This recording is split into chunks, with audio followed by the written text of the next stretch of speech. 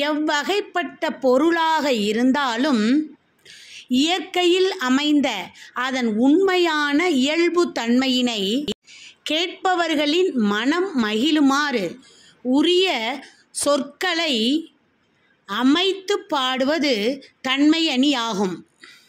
இதனை தன்மை நவிற்சி அணி எனவும் கூறுவார்கள். இவ்வணி 4 வகைப்படும். பொருள் தன்மை அணி, குணத்தன்மை அணி, சாதித்தன்மை அணி, தொழிற்தன்மை அணி என 4 வகைப்படும். தன்மை அணிக்கு சான்றாக ஒரு பாடலை பார்ப்போம். மெய்யிற் பொடியும் விரித்த கருங்குழலும் கையில் தனிச்சிலம்பும் கண்ணீரும் வையைக்கோன் கண்டனளவே தோற்றான் அக்காரிகை தன் சொற்செவியில் உண்டனளவே தோற்றான் உயிர்.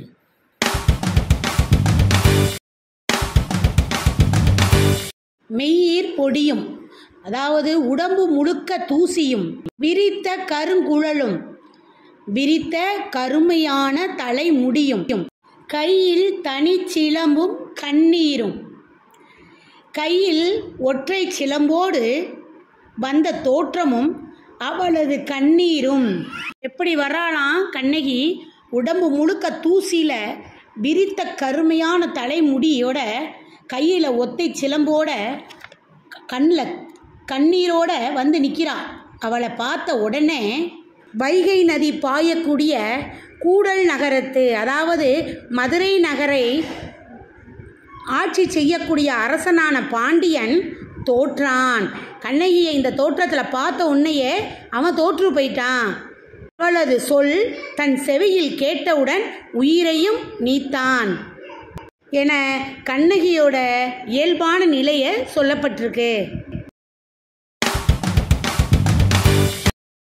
கண்ணகியின் துயர் நிறைந்த தோற்றத்தினை இயல்பாக உரிய சொற்களின் மூலம் கூறியமையால் இது தன்மை நவிற்சி அணி எனப்பட்டது.